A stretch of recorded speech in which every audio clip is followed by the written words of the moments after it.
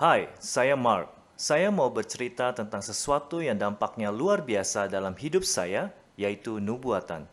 Kata nubuatan mengandung arti yang berbeda-beda bagi orang yang berbeda. Jadi, untuk mempersingkat, saya akan menyampaikan asal-muasal saya menjadi tertarik dengan topik ini. Saya berasal dari Texas dan kuliah di universitas sebelum saya mulai berpikir tentang hal-hal yang spiritual. Dulu saya seorang ateis dan sangat giat mempengaruhi orang yang beriman kepada Tuhan agar menjadi murtad. Melalui berbagai pengalaman, saya akhirnya mengetahui bahwa dunia spiritual memang ada. Saya bukan orang beragama, tetapi saya menemukan bahwa ada dua dunia roh, baik dan jahat, dan saya ingin yang baik. Dalam pencarian saya bertemu dengan sejumlah anak muda Kristen. Mereka membantu saya memahami Alkitab. Tuhan memberikan permulaan baru dalam hidup saya, dan pada akhirnya saya mengabdikan hidup saya untuk melayani Dia. Saya tinggal di luar negeri selama 30 tahun, dan hidup saya sangat luar biasa.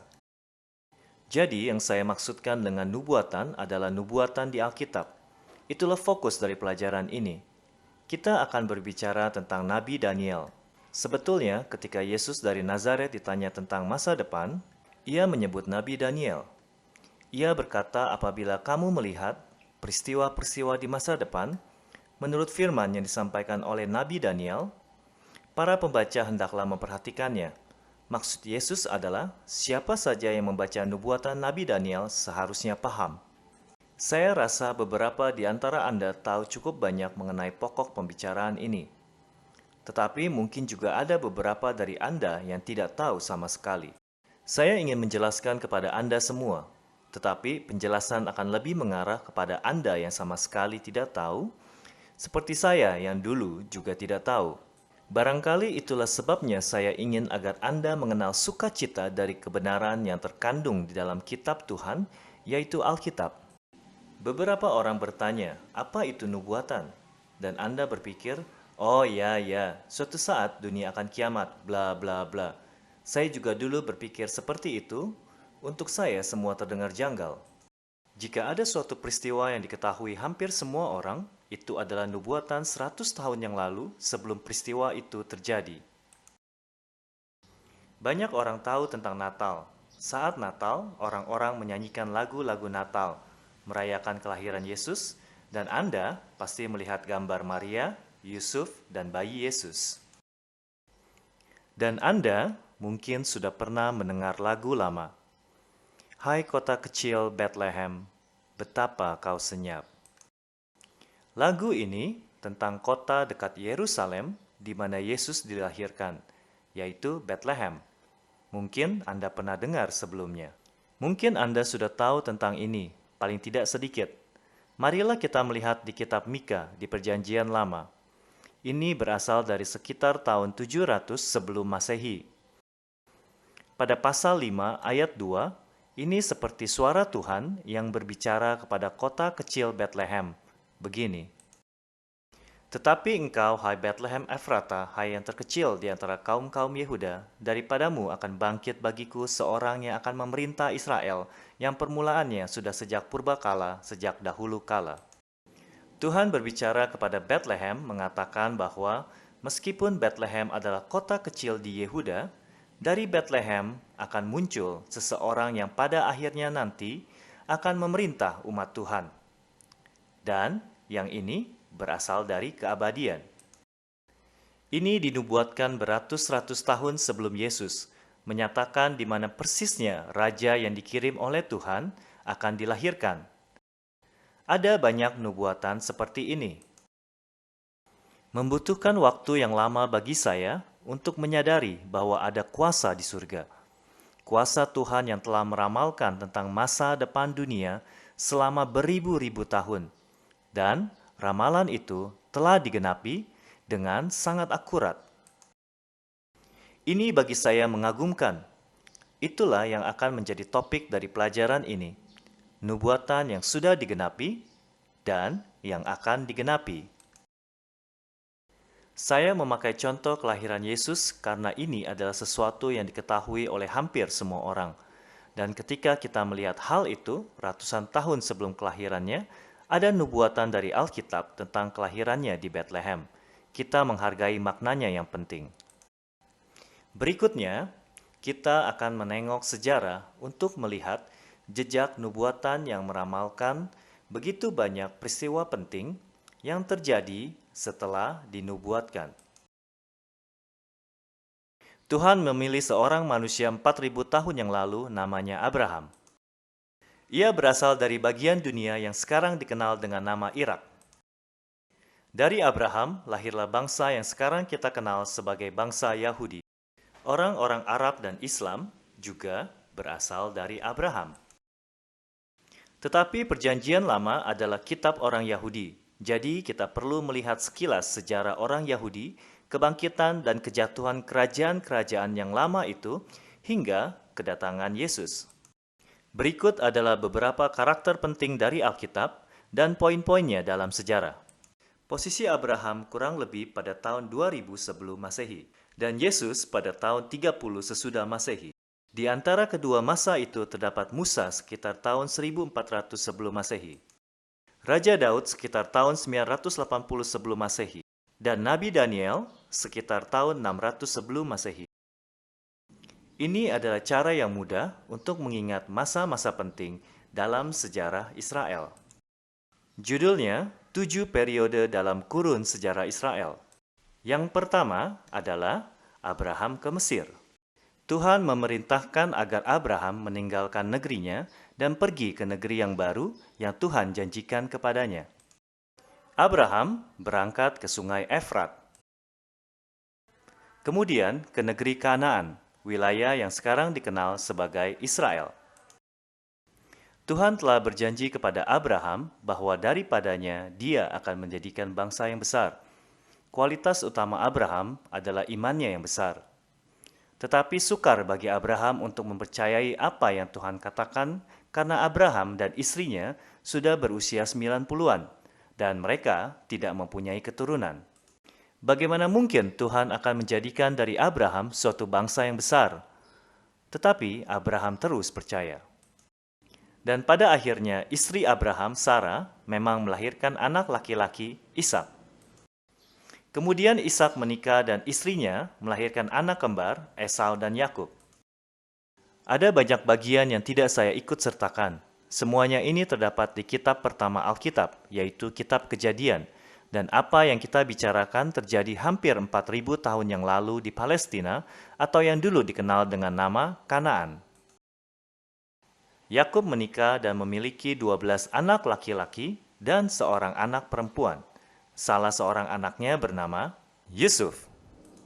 Yusuf adalah anak kesayangan ayahnya, dan Tuhan nampaknya memberi indikasi bahwa Yusuf akan menjadi istimewa. Nah, saudara-saudaranya menjadi iri hati. Dan mereka menjual Yusuf sebagai budak kepada para saudagar yang akan pergi ke Mesir. Tetapi, semuanya ini ada dalam tangan Tuhan. Yusuf akhirnya menjadi orang kedua di Mesir setelah Firaun. Bertahun-tahun kemudian, saudara-saudaranya datang ke Mesir untuk membeli makanan karena adanya wabah kelaparan.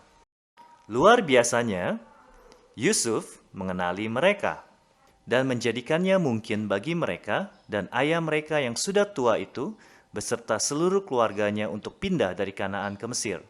Di bawah perlindungan Yusuf, mereka berkembang di dalam Mesir selama lebih dari 400 tahun hingga mereka menjadi bangsa yang besar, persis seperti yang disampaikan oleh Tuhan kepada Abraham. Periode berikutnya dalam kurun sejarah Israel adalah sesuatu yang mungkin Anda sudah tahu. Pernahkah Anda mendengar tentang 10 perintah Allah? Periode ini dikenal sebagai Keluaran. Ini terjadi sekitar tahun 1400 sebelum Masehi dan karakter utamanya adalah Musa. Harun yang mana adalah saudara Musa, dan Yosua, orang yang dipilih oleh Tuhan untuk memimpin orang Yahudi setelah Musa meninggal. Musa mirip dengan Yusuf. Ia adalah orang Ibrani tetapi mendapatkan posisi yang tinggi di Mesir. Tetapi Tuhan berbicara secara langsung kepada Musa untuk memimpin umatnya keluar dari Mesir. Mereka diharuskan kembali ke negeri nenek moyang mereka, yaitu Kanaan. Dengan dipimpin oleh Musa dan hadirat Tuhan, orang-orang Yahudi itu menyeberangi Laut Teberau. mengembara melalui padang pasir Sinai, dan pada akhirnya memasuki dan menaklukkan negeri Kanaan. Selama keluaran itu, Tuhan memberikan 10 perintah hukum yang olehnya umat Israel diperintah. Saya bisa menceritakan tentang sebuah nubuatan yang diberikan ratusan tahun sebelum Musa ada, di mana Tuhan sudah memberitahukan bahwa ini akan terjadi. 4 abad sebelum keluaran itu, Tuhan berbicara kepada Abraham. Kejadian 15 ayat 12 hingga 16, firman Tuhan kepada Abraham, "Ketahuilah dengan sesungguhnya bahwa keturunanmu akan menjadi orang asing dalam suatu negeri yang bukan kepunyaan mereka. Itulah yang terjadi kepada mereka di Mesir. Mereka akhirnya menjadi budak di Mesir, dan mereka dianiaya selama 400 tahun. Selama itulah mereka berada di sana. Tetapi keturunan yang keempat akan kembali ke sini." Itulah yang terjadi dengan keluaran orang-orang Yahudi dan kepulangan mereka kembali ke Kanaan. Setelah mereka menaklukkan Kanaan kembali, mereka hidup selama 300 tahun di bawah pemerintahan yang dapat disebut sebagai teokrasi.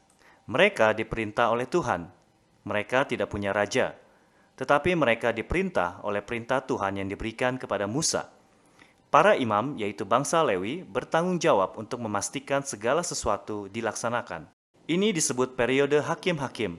Tuhan akan membangkitkan orang-orang yang penting untuk memimpin Israel selama masa krisis. Beberapa di antaranya adalah Gideon, Simson, dan Deborah. Kerukunan mereka terutama dalam bidang spiritual. Bangsa itu berdiam di daerah Israel sesuai dengan dari suku mana mereka berasal. Sekitar tahun 1050 sebelum Masehi, terdapat perubahan besar di Israel. Tuhan membangkitkan seorang imam besar yang sangat bijaksana, Samuel. Tetapi rakyat Israel ingin menjadi seperti bangsa-bangsa yang lain, meminta agar Samuel memberi mereka seorang raja. Tuhan sudah memperingati mereka bahwa itu bukanlah rencananya, tetapi orang-orang itu terus mendesak. Tuhan membimbing Samuel agar memilih Saul untuk menjadi raja mereka. Mula-mula Saul memang benar-benar hamba Tuhan dan dipakai untuk menguatkan Israel. Selama beberapa waktu hal-hal berjalan dengan baik. Periode ini dapat kita sebut sebagai kerajaan bersatu. Israel berubah dari kumpulan suku-suku menjadi satu bangsa. Pada akhirnya, Israel menjadi kuasa yang kuat di Timur Tengah. Namun kehidupan Saul adalah salah satu kehidupan yang paling menyedihkan dalam Alkitab. Ketika ia menjadi lebih sukses, Saul menjadi semakin tidak mematuhi perintah dari Tuhan yang disampaikan melalui Samuel.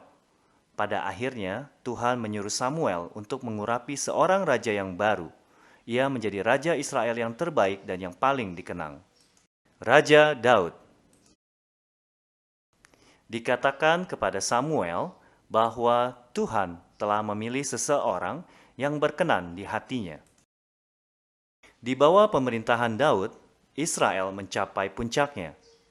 Daud adalah seorang raja, seorang nabi, dan dalam doanya ia pun sebagai imam. Dalam peperangan atau sewaktu berdoa, atau dalam pertobatan atas dosa-dosanya, Daud memimpin dengan teladannya dan disebut oleh rakyat di zamannya terang Israel. Sekarang kita bisa melihat bahwa nubuatan telah digenapi. 1000 tahun sebelum Daud, Tuhan berkata kepada Abraham saat ia hanyalah seorang tua yang tidak mempunyai anak. Kejadian 15 ayat 18, pada hari itulah Tuhan mengadakan perjanjian dengan Abraham serta berfirman, "Kepada keturunanmu lah kuberikan negeri ini, mulai dari sungai Mesir sampai ke sungai yang besar itu, sungai Efrat." Di bawah pemerintahan Raja Daud dan Salomo, batas Israel terbentang mulai dari Mesir hingga ke sungai Efrat. Sebagaimana yang telah Tuhan katakan kepada Abraham 1000 tahun sebelumnya. Anak Daud, Salomo, adalah raja yang terakhir selama periode kerajaan bersatu. Tuhan telah mengabulkan permohonannya. Salomo memohon agar Tuhan memberinya hikmat untuk memerintah umat Tuhan. Dan hikmat itu masih dipelajari di dalam Alkitab hingga saat ini.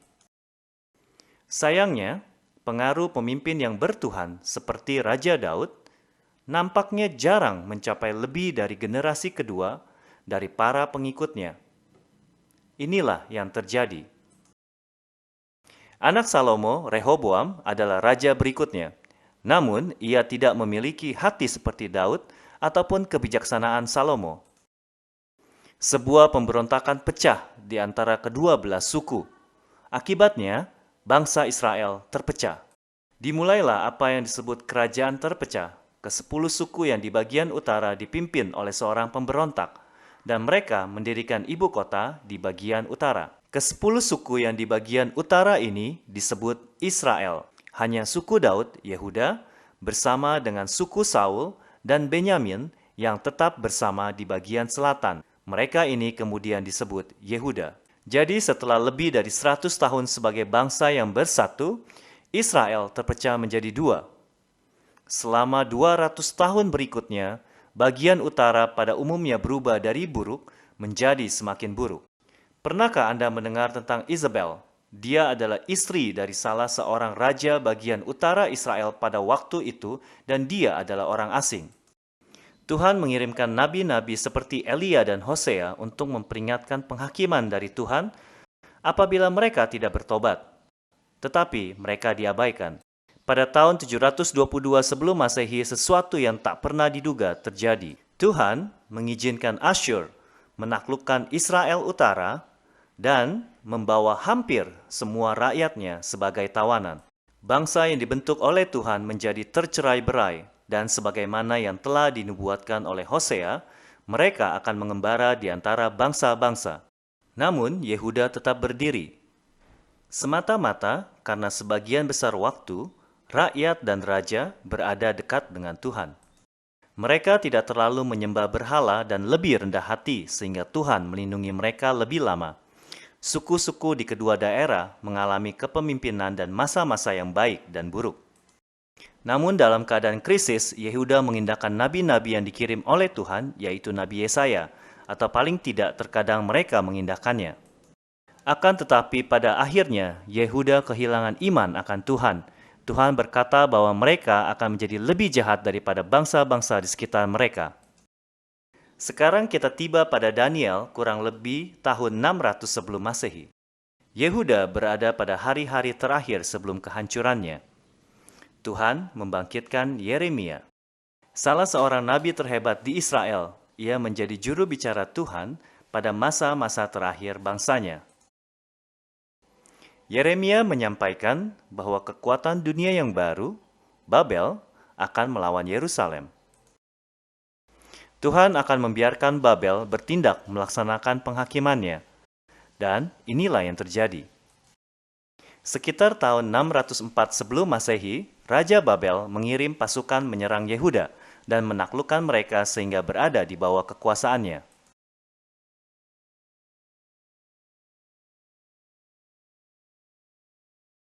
Pada tahun 586 sebelum Masehi, Nebukadnezar dari Babel dengan telak mengalahkan kerajaan Yehuda. Sebagian besar orang yang masih hidup dibawa pergi sebagai tawanan ke Babel. Hanya beberapa orang Yahudi saja yang tertinggal di negerinya. Pada saat inilah dimulai penawanan. Apakah Tuhan telah meninggalkan umatnya? Tidak. Selama waktu ini, ketika bangsa Yahudi menerima penghakiman yang mengenainya, mereka telah diperingatkan selama berpuluh-puluh tahun. 3 orang nabi yang paling hebat menyampaikan firman Tuhan. Yeremia, Yehezkiel, dan Daniel hidup di masa ini. Mereka menyampaikan firman Tuhan kepada bangsa Israel dan bangsa-bangsa di sekitarnya, menjelaskan apa yang tengah berlangsung, dan menjadi contoh dari kehadiran Tuhan yang berkelanjutan. Melalui masa yang tidak pasti ini, Tuhan memberikan nubuatan yang jelas, berisi pengharapan bagi umatnya. Salah satu contohnya adalah tulisan Yeremia. 2 kali Tuhan menyampaikan kepada Yeremia bahwa masa penawanan orang Yahudi di Babel ada batasnya. Yeremia 29 ayat 10. Sebab beginilah firman Tuhan, apabila telah genap 70 tahun bagi Babel, barulah aku akan memperhatikan kamu dan mengembalikan kamu ke tempat ini. Lamanya adalah 70 tahun. Dan apakah penawanan itu berlangsung selama 70 tahun? Memang benar. Berdasarkan sejarah akhir dari penawanan itu terjadi antara tahun 536 dan 516 sebelum Masehi, menandai periode 70 tahun semenjak penjajahan Yehuda sekitar tahun 606 sebelum Masehi, dan juga penghancuran akhir dari Yerusalem di tahun 586 sebelum Masehi. Kita terus melihat penggenapan dari nubuatan. Tuhan memenuhi firman-Nya di sepanjang abad. Adakah peristiwa-peristiwa lagi yang seperti itu di Alkitab yang akan segera digenapi? Itulah yang akan menjadi fokus dari pelajaran-pelajaran yang berkelanjutan ini. Selama penawanan, Babel dikalahkan oleh dua bangsa yang bersekutu, Media dan Persia. Kedua kerajaan ini menjadi kuasa yang mendominasi dunia selama 200 tahun berikutnya. Periode terakhir dari sejarah Israel adalah kembalinya Raja Kores dari Persia. Itulah yang pertama-tama memberi izin bagi orang Yahudi untuk kembali ke negeri mereka, yaitu Yerusalem. Bangsa Israel yang memutuskan kembali membuat komitmen untuk menjaga iman yang telah diturunkan oleh nenek moyang mereka. Pada waktunya Yerusalem dibangun kembali dan bait suci didirikan, meskipun tidak seagung seperti bait suci Raja Salomo. Tuhan memelihara Israel dan mereka bertahan hidup hingga kedatangan Iskandar Agung dan pihak Yunani berkuasa.